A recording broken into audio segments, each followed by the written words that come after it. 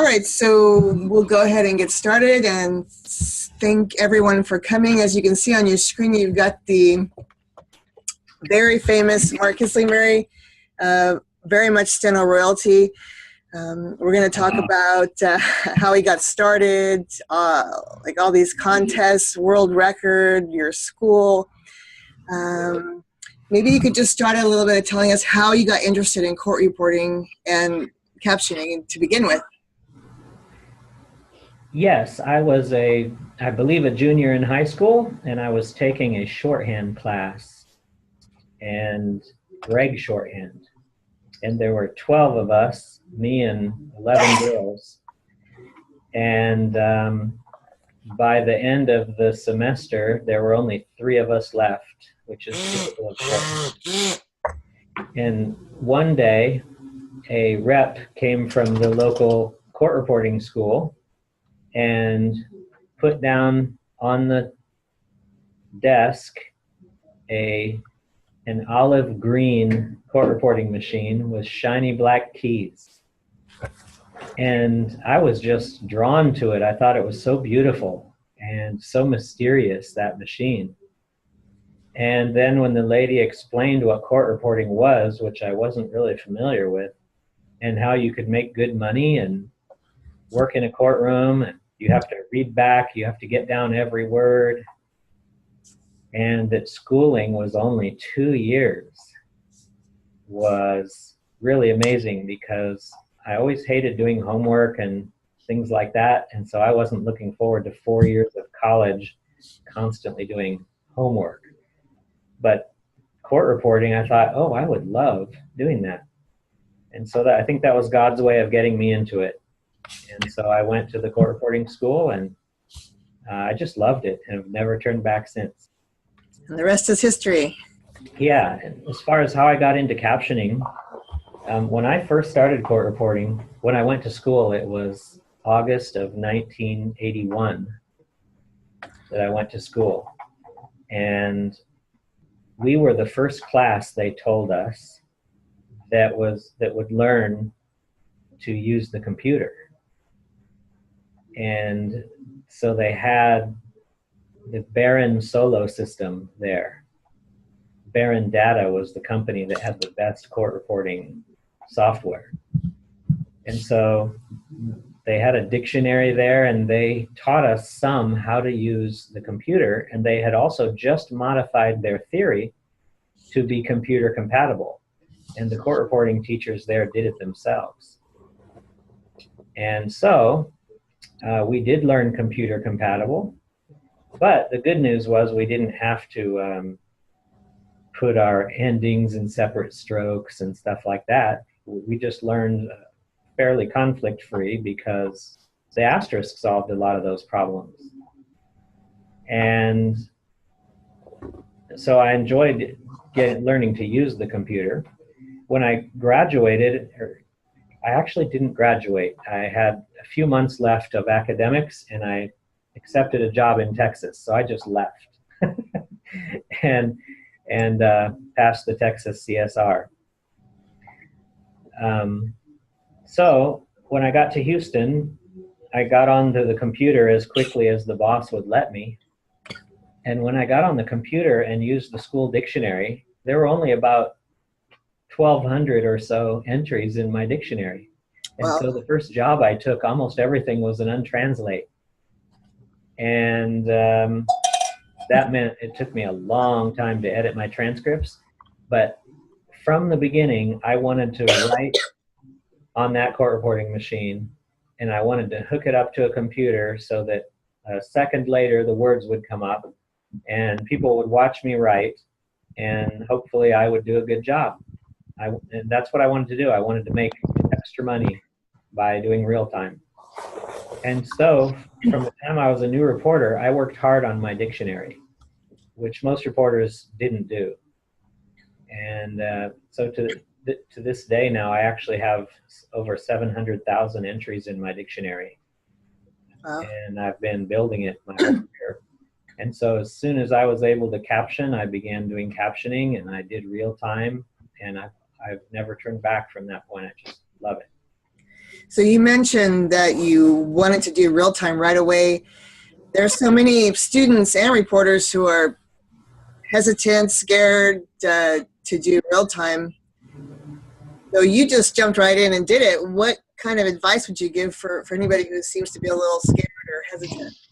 Well, I have to say I thank God for giving me the desire to want to do real time. And you have to do desire. You have to have the desire before you're going to do the work. And so I had that desire. I had that dream. And so I'll just give you an example.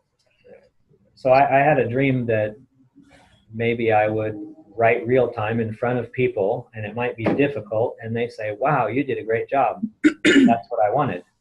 I wanted that to happen one day. And well, I knew you had to have a good dictionary for that. So I decided I wanted every word that was in my head to be in my dictionary. So that means if I know the word, I need to put it in there. So sometimes I would sit in depositions and I'd have my laptop with me, and this might be in the 90s or the late 80s that I was doing this. I would have my laptop with me, and let's say the witness stops to study an exhibit and it's kind of a slow, boring deposition. Well, I would say to myself, I wonder what African animals I could put in my dictionary today. And so I'd try to think of all the African and South American animals that I could, and I'd write them all the different ways I might write them. And I would define them and put them in my dictionary. Because I knew that I wasn't always going to be taking depositions. I might take a deposition where they mention a gazelle or an impala or a rhinoceros or an ocelot or something like that. And so I wanted those things to translate. So what advice do I give? First, you have to really want to do it. And it's like anything else. If you want to get in good shape, you have to want to do it or you won't. If you want to eat healthily, you have to want to do it or you won't. So it starts with the desire. If you have the desire, then you can begin to take the steps. And today, one of the main problems that I would say most students and court reporters have is they write out way too much. And this happened, I think, because the NCRA gurus back in the early 90s somehow decided for us that the best way to write real time is to write everything out and put your endings in separate strokes and build words. They thought that was the best way to do it. And I think the thinking was, this way you only need the main word in your dictionary. You don't need all the variants, and then you come back for a separate stroke for every variant. That saves dictionary building. I think that's what they were thinking, and that sounds good on the surface, but it really cuts your speed down. Whereas when I put the word operate in my dictionary, which is prate for most of us, well, I would put prates for operates, prated for operated, prating for operating, pration for operation, prations for operations, and pratial for operational. And I even add the asterisk to that for operationally. And all that work is so that you can be faster. Whereas the gurus, they'd say, oh, that's too much work. Just put operate in there and operation, and that's all you need. Well, it's really paid off in speed. I credit most of my success to writing short, to making briefs for all the common words and phrases. So I'd recommend, if you want to get good at real time, begin shortening your writing, number one, because real time requires more speed than not real time. What do you mean, Mark? Well, let's say you need to be 225 to do your job.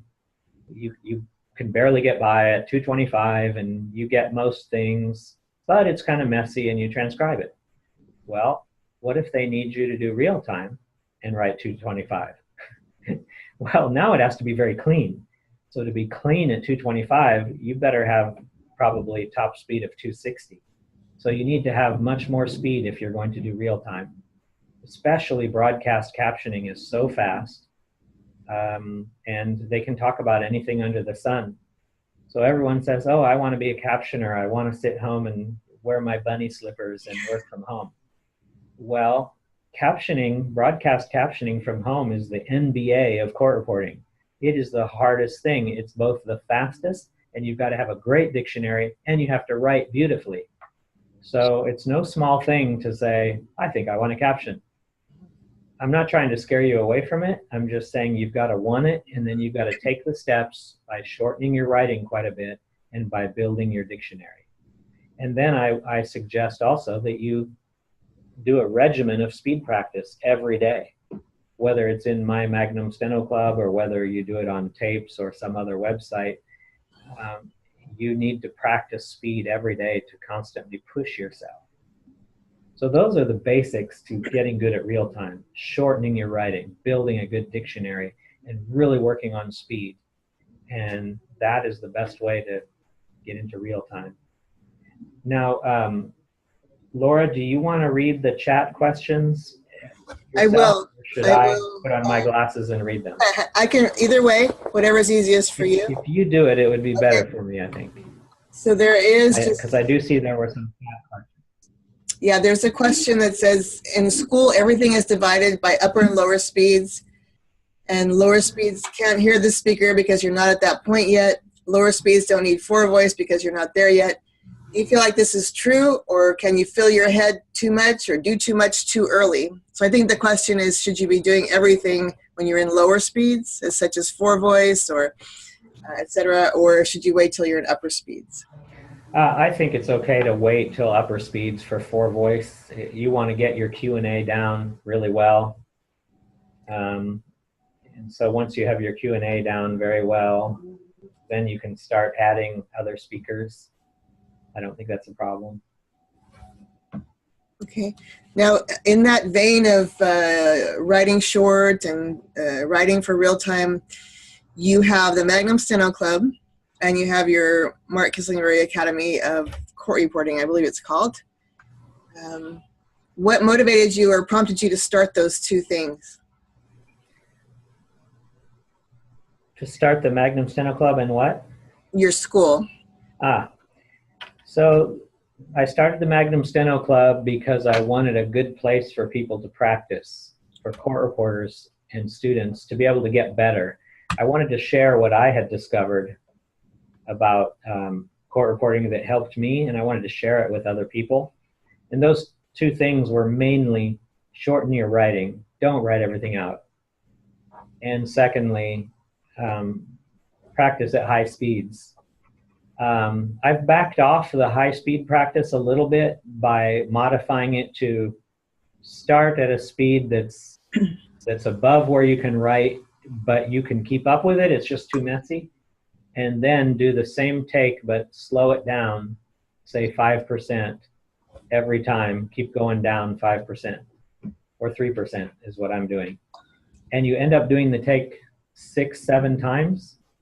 And it's good news because you constantly get better because you've heard it before, and it constantly gets a little slower, so you're even improving. So the whole time you're improving on the take, so that makes you feel good. And it helps cement automatic writing by writing so automatically like that. By doing it 6-7 times really makes a difference. So that's my new speed method right now. Okay. And so the Magnum Steno Club also has lots of videos in it where everything I know I try to share with the people watching. Then my school, I really never wanted to be a school owner. I had no purpose for it. There's enough schools out there. But when I discovered that 80 to 90% of the schools in the country were teaching students to write everything out, I thought, oh no, this is a disaster, and I believe it has caused disastrous results. Whereas in the past, if they had 100 students show up and maybe 12 graduated, well, now that they're writing everything out, maybe only 4 graduate. The other 8 can't make it because they don't have fast enough fingers to make it. Whereas if they would have taught a shorter theory, 12 people would have made it out of 100 or 15. So I just felt terrible that was going on across the country, and I said, okay. Plus, I'd been telling the schools for a decade, shorten your writing. tell the students to shorten your writing. Don't keep teaching them these write it out theories. Almost none of them listened to me at all and just kept the write it out theories. So I guess I can feel a little vindicated today because many of them are out of business. Yes. And I'm in business prospering, and we are graduating students rapidly. Our first 10 graduates averaged 1 year and 10 months. And for a while, we were averaging 1 year and 9 months.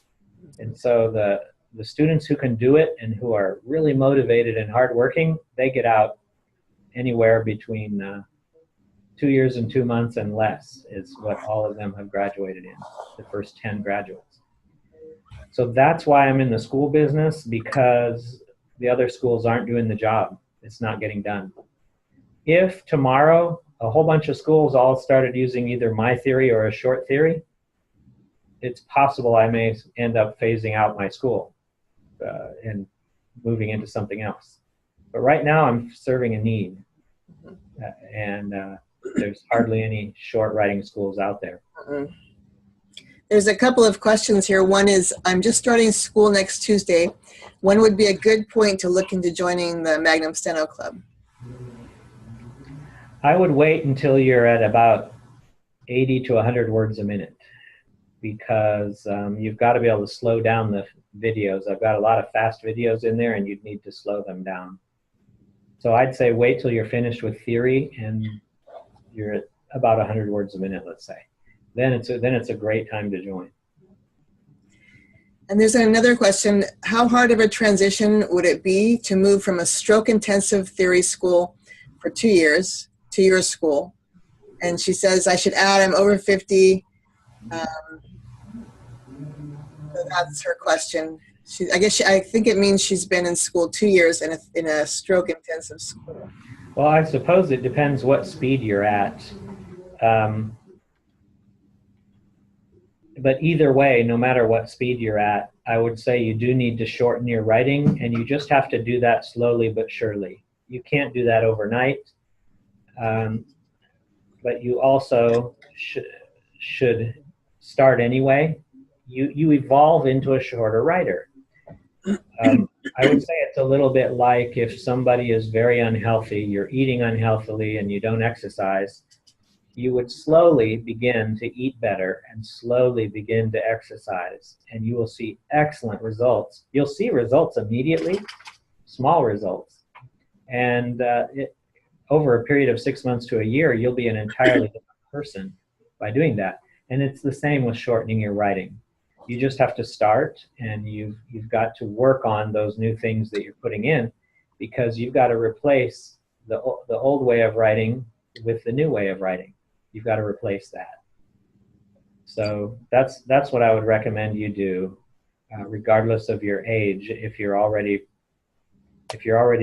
pretty far into court reporting, you just need to evolve. I will say that I started doing your theory, joined your club, I believe, in 2011.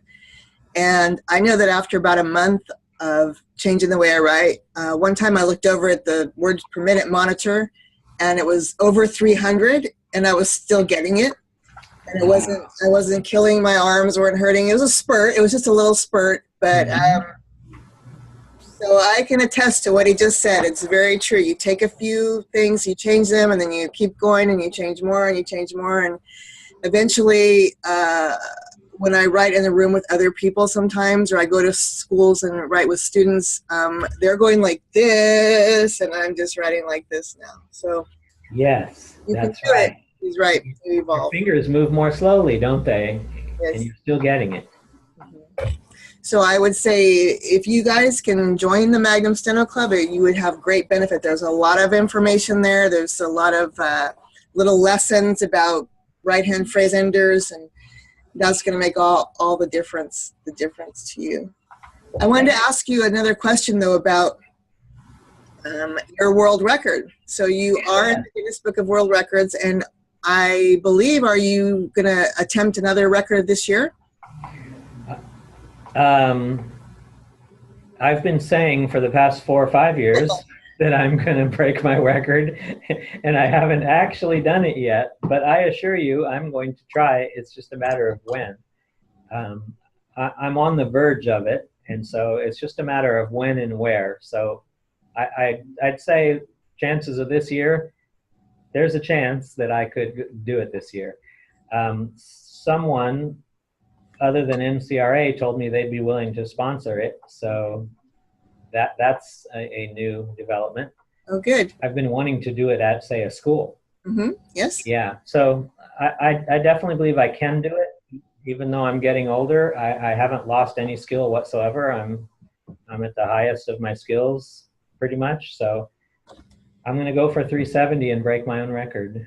So your record I is. promise it will be this year. Don't bet any money on it, please. But your record right now is 360. Is that right? That's 360. So I want to do 370 for 1 minute, and I believe I can do it. Another record I might want to go for at some point also is a 5-minute test at 320. Mm-hmm. I'd like to do that because the current world record is 5 minutes at 300, and that was done by Dominic Tercy. Oh. Yeah. So someday I think I'd like to go for 320 for 5 minutes. Yeah, that would be great. We'd love to watch that. Okay. Well, I'm going to make sure that the next time I do it, that it gets all videoed very well, so people can watch what I'm doing and they could watch my notes, and I want them to watch me transcribe. I want them to see what I wrote and me working on it. Yeah, that we'll would be post great. it all to YouTube. Great. That's perfect. That would be great. Is Yeah. there any other questions anyone would like to ask right now? All right, here's one. How compatible is your method with the theory I'll be learning, the Phoenix theory? My method doesn't have any compatibility with Phoenix theory. Phoenix theory is a very, very write-it-out theory. And so the only thing I can recommend is that while you're learning it, if you're committed to learning Phoenix theory, that you try to learn as many briefs and phrases as you possibly can learn. Get whatever books they have to learn those briefs and phrases, and shorten your writing. I've had a lot of people that were on Phoenix theory begin to adopt some of my theory, and some got to as high as 80% my theory, adopting slowly from Phoenix theory. So Phoenix theory would be fine if they offered a lot of briefs and phrases, and while they do offer more than they used to, they still are missing a lot.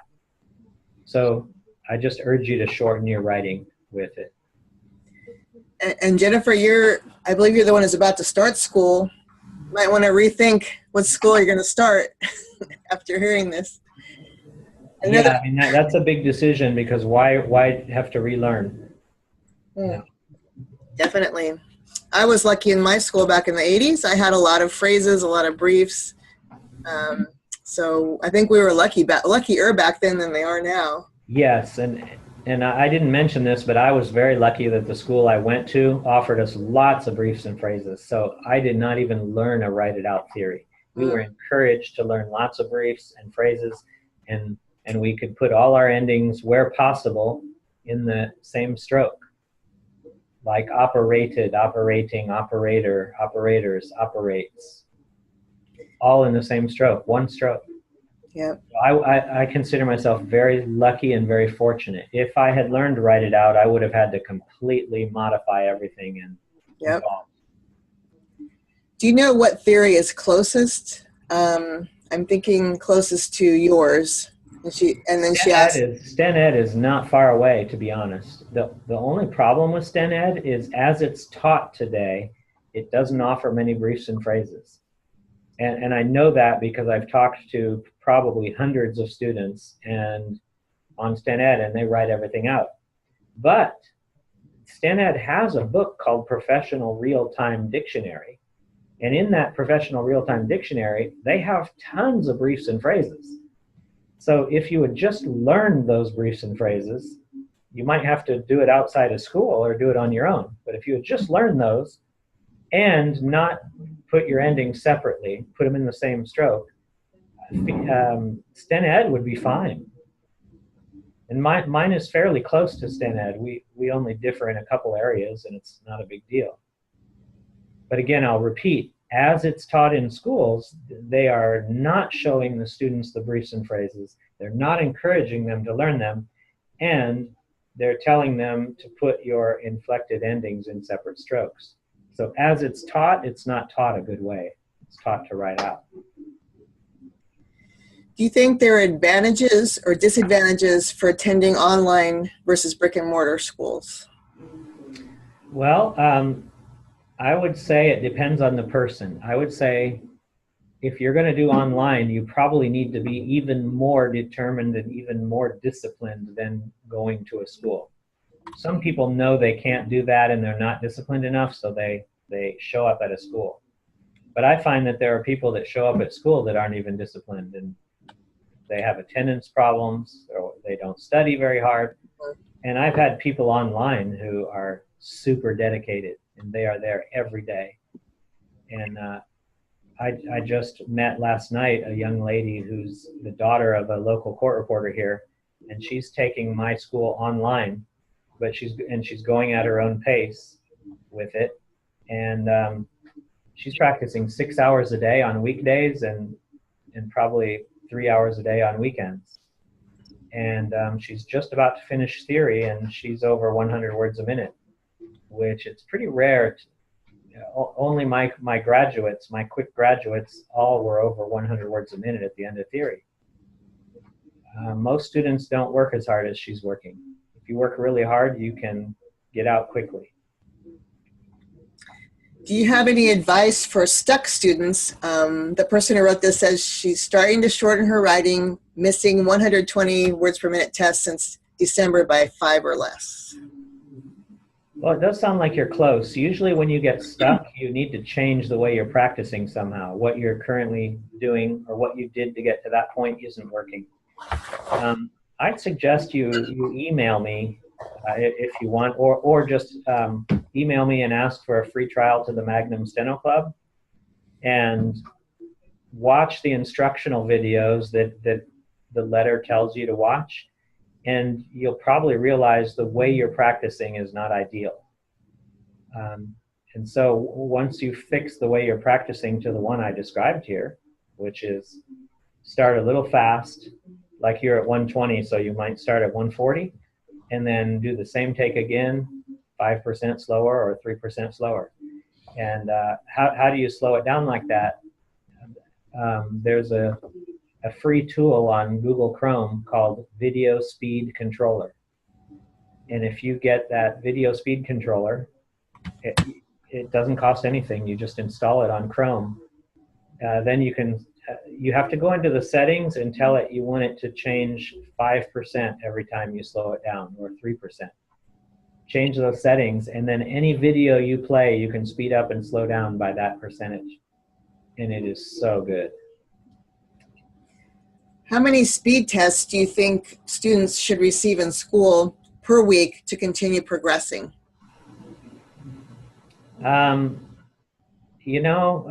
We have a rule that you can't fail more than, if you fail 6 tests, you can't take any more tests. We have some students that take way too many tests. They kind of use test taking as their practice, which is not a good idea. You need to know that you're there before you take a test. If you fail a test by a large amount, then you shouldn't test again. You should, unless it just was a hard one. Sometimes there's just a hard test, and most people wouldn't pass that one. But if you're too far away from it, you need to just practice and practice until you feel like, hey, I think I'm there now, and then go test. Or be sure that you're above that level. Gee, I think I'm above that level now, and then go take the test. So hopefully they give you a few tests a week. I don't think you need necessarily more than that. If you're passing tests like crazy, well, they probably should give you more. I remember when I was in school, they only gave us tests maybe 2 days a week, and I was way ahead of that speed, and I had to wait till the days just to take my tests, and that kept me in school a little longer. But that's not most people's problem, so I shouldn't. I was lucky. Great. Well, I want to thank you so much for coming here, joining us, even though you thought it was at a different time. You made it here, and you're definitely an inspiration to all of us, reporters, students, even just people in the general public, with your stick-to-itiveness and your go-getter, attitude, and also sharing all of your talents and knowledge and that incredible brain that you have. I don't know, do you just wake up some mornings and say, oh, that's a good right-hand phrasinger? Does it just pop into your mind? It's happened before, but thank you so much. You're very, very kind, Laura, and all the nice things you're saying, they're not all true, but thank you. Well, very kind. I will encourage people to check out your Magnum Steno Club. It's been great for me, made real life easy, made taking speed contests and competitions more fun because I get closer every time. And so I just hope all these people on the call right now join your club or your school. Thank you. Thank you. And great. Well, have a great weekend, and we look forward to seeing what's coming next from Mark Kislingbury. Is that a question or is that a period? Either way, it could be a question. We look forward to it. You have more okay. Well, let me add that you guys that attend Laura's sessions like this, you're so lucky. She is amazing herself. She has improved greatly, and she's placed at the world level, and she's just an excellent writer, and you're so lucky to have her as your mentor and teacher. Well, thank you. Thank you for that. Thank you. And you all have a wonderful day. All right. Bye-bye. Bye-bye.